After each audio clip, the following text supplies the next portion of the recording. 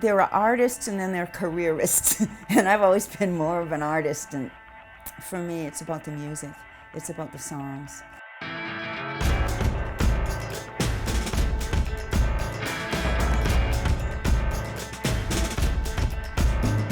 I'd put her amongst top 5 female artists in North America. She's one of the greatest songwriters of our time. I think she's done phenomenally well. I think the life she's lived and the songs she's written will speak volumes. We are circling When we originally met in my studio in Los Angeles, she played me a bunch of demos, and I instantly knew what I wanted to do with them and where I wanted to take them. This is sacred. Jeff Kulowek from True North Records went to my manager, Gilles Parkin, and asked if I'd be interested in recording. Oh, I had all these songs already that we've been doing on stage and that people loved. So some of those songs are the ones that showed up on Power in the Blood. This album also has some songs that deal with social issues, songs that have a little bit more meaning.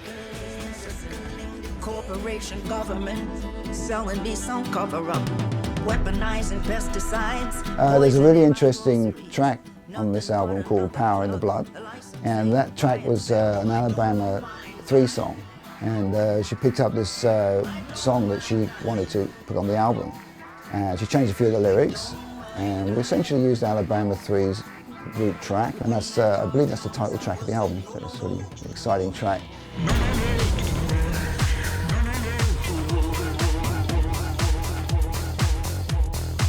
So with Power in the Blood, I'm a big fan of Alabama 3, and I found out last year when we were touring in Europe that they're a fan of mine too.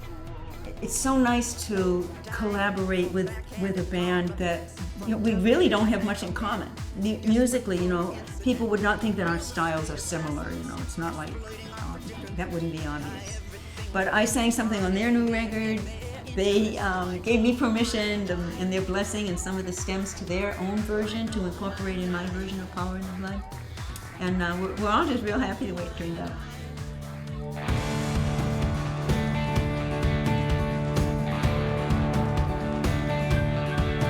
Hold your head up, lift the top of your mind, put your eyes on the earth, lift your heart to your own home planet. What do you see? What is your attitude? Are you here to improve? My own fears, my own tears, and it's my way. It's My Way was the title song of my very first album in 1964. I got named Billboard's Best New Artist. It was the same year the Beatles came to America. so it was a big record, yeah. And I've done the song for years and I always liked it. But the song It's My Way is really about your path. It's about your road. I mean, it's talking about me, but actually it's talking to people in the audience, young people coming up. Each one of us, I think, has our own path.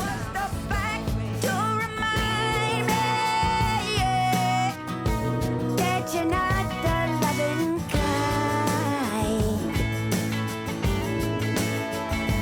Don't remind me that you're not the loving kind.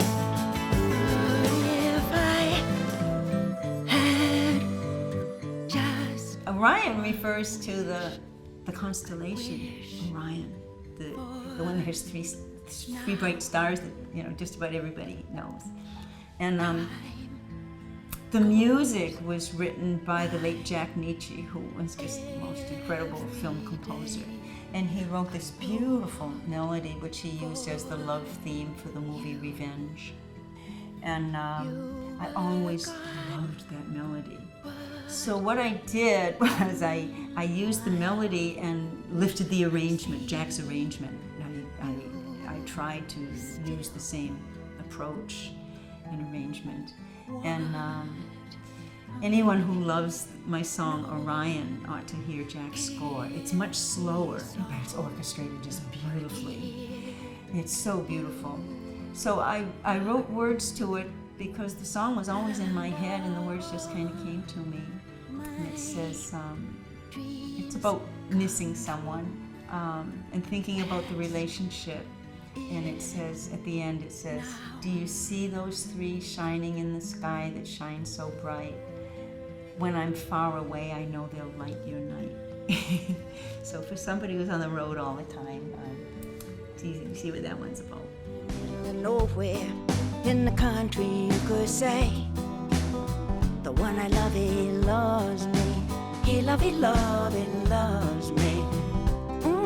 It's a beautiful day where I come from.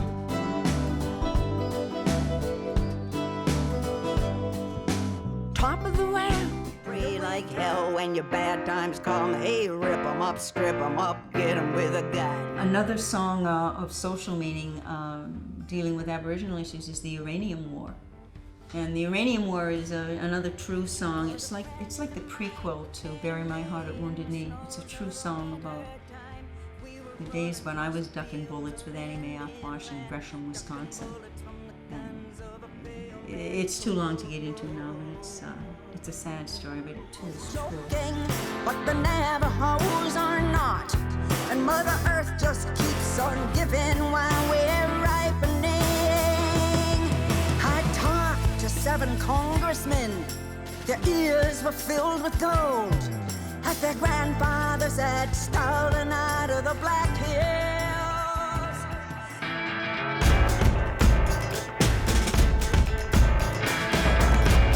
Michael Voyevoda, who recorded several of the songs with me and also mixed.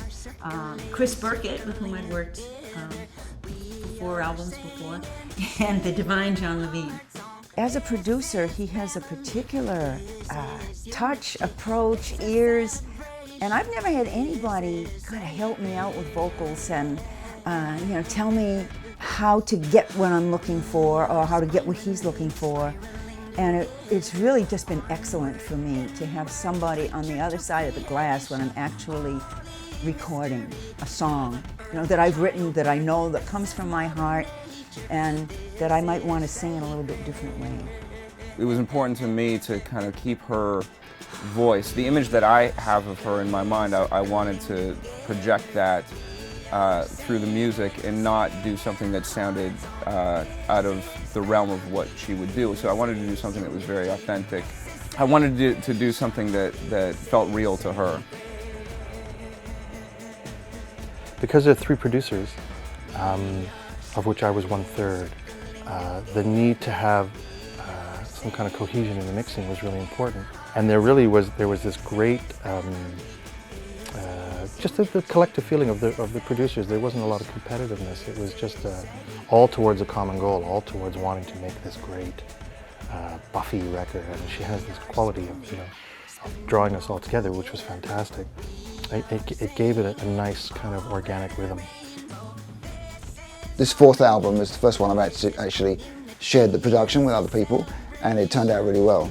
I think we've all contributed a lot, and Buffy's usual incredibly creative self has been steering the whole thing. I think it's a really good album. I think this is probably one of the best albums she's done for a long time, and it's been a combination of talent, UK, Canadian, so it's going to be good. Being able to confidently go to a producer and bring them unusual things, whether it's something that you have totally finished in your own head or whether it's something that you want to work on a little bit more, is the return is just immense when somebody with ears that big and tastes that yummy, it helps you out on it. Get to know, it's a celebration, this is sacred. Working with Buffy was very surprising because she seems to, she has the incredible energy and spirit, and she has more energy and positivity than most of the 20-year-olds that I know and work with. I just took a chance, I felt like being with other musicians that I couldn't find on my local scene. I felt like being with other producers, and I've learned from each producer. I've learned different things. It just seemed like the right thing to do.